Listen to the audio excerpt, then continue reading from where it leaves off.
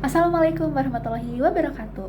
Perkenalkan, nama saya Bintang Aletarimah dengan NPM 2410631010106 dari Program Studi Ilmu Hukum kelas 3A. Jadi saya akan menjelaskan beberapa jawaban dari pertanyaan-pertanyaan yang sudah diberikan oleh dosen pengampu AI dan juga data analitik. Yang pertama adalah, apa sih definisi AI menurut John McCarthy, Eleanor Rich, dan juga Russell and Norvig? Yang pertama, dari definisi AI menurut McCarthy menekankan bahwa AI adalah ilmu dan teknik membuat mesin cerdas. McCarthy juga menekankan pada kemampuan mesin untuk meniru aspek pembelajaran dan kecerdasan manusia secara umum.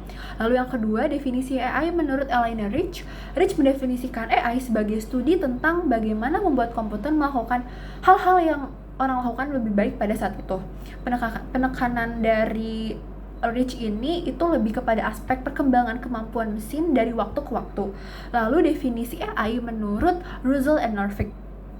Mereka mendefinisikan AI sebagai studi tentang agen yang menerima persepsi dari lingkungan dan melakukan tindakan. Definisi fokus pada konsep agen cerdas yang berinteraksi dengan lingkungan melalui persepsi, kognisi, dan aksi. Lalu perbedaan penekanan dari ketiganya adalah, yang pertama dari McCarthy lebih menekankan pada pembuatan mesin yang cerdas secara umum, kemudian Rich menekankan pada perkembangan kemampuan mesin yang makin mendekati atau melampaui manusia dalam melakukan tugas tertentu, kemudian penekanan dari Russell and Norvig itu pada agen cerdas yang berinteraksi dan bertindak dalam lingkungan secara adaptif dan rasional dengan kerangka kerja yang lebih sistematis dan juga terstruktur. Selanjutnya yang kedua adalah mengenai sejarah singkat perkembangan AI dari tahun 1950 hingga era AI modern saat ini. Sejarah singkat dari tahun 1950-an, Alan Turing memperkenalkan Turing Test, dan pada 1956 istilah Artificial Intelligence diperkenalkan oleh John McCarthy pada konferensi Dartmouth, menandai lahirnya AI sebagai bidang studi formal. Lalu di tahun 1990-an hingga awal 2000, kebangkitan AI melalui machine learning dengan aplikasi di pengenalan suara dan juga di robot pembersih. Kemudian di era modern saat ini, 2010-an ke atas, perkembangan pesat AI berkat big data, komputasi awan, dan deep learning. Dengan AI digunakan di berbagai bidang seperti kendaraan otonom dan juga asisten virtual. Lalu mengenai ruang lingkup AI beserta minimal 3 bidang aplikasinya. Ruang lingkup AI meliputi beberapa bidang utama. Yang pertama ada machine learning, yakni ini mesin belajar dari data untuk membuat prediksi atau keputusan.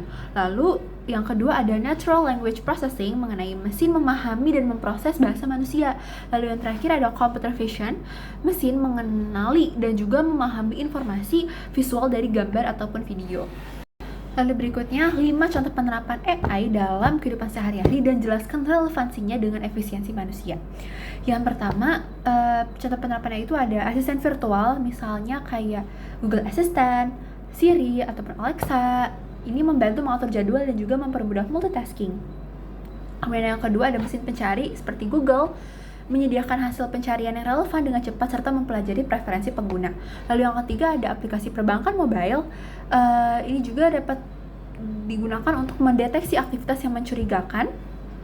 Lalu chatbot layanan pelanggan dapat memberikan layanan selama 24 jam setiap harinya.